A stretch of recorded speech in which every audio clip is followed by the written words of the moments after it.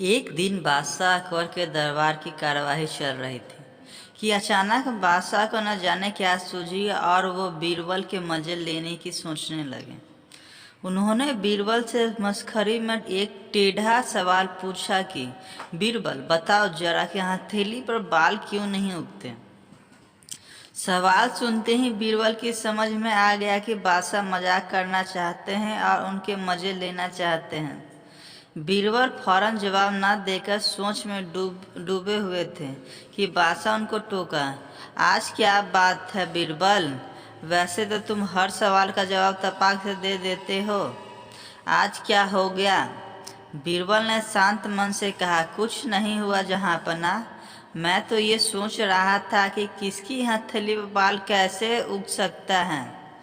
अकबर अपनी हथेली दिखाते हुए बोले कि हमारी हथेली पर। बीरबल समझाते हुए बोले, हुजूर आपकी हथेली पर बाल कैसे उगेंगे, आप दिन भर अपने हाथों से उपहार वितरित करते रहते हैं, लगातार घर्षण की वजह से आपकी हथेली पर बाल उगना मुमकिन नहीं। ठीक है बीरबल, चलो मान लेते हैं, मगर तुम्हारी हथेली पर भी बाल नहीं है, उसका क्या कारण है। अकबर ने सोचा आज बीरबल की पूरी तरह चकरा ही देंगे और उसके खूब मजे लेंगे। अकबर के सवाल सुनकर दरबारियों के भी कान खड़े हो गए और उनको भी लगने लगा कि बीरबल आज बुरे फंसे और वो अब अकबर के सवाल का जवाब नहीं दे पाएंगे। इतने में ही बीरबल ने कहा कि जहाँपना, मेरी हथेली पर बाल इसलिए नहीं क्योंकि मैं हमेशा आपसे इनाम लेता रहता हूँ, तो भला मेरी हथेली पर बाल कैसे रहेंगे।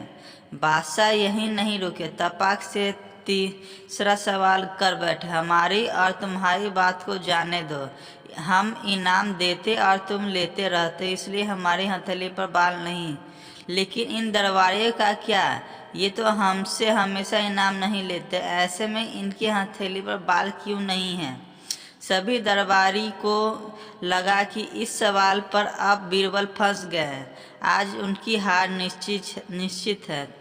वो मन ही मन खुश हो रहे थे कि बीरबल का जवाब हाजिर था, हुजूर आप इनाम देते रहते और मैं इनाम लेता रहता हूँ, और इसे देख कि ये सभी दरबारी ईर्ष्या में हाथ मलते रह जाते हैं, इसलिए इनकी हथेली पर भी बाल नहीं है।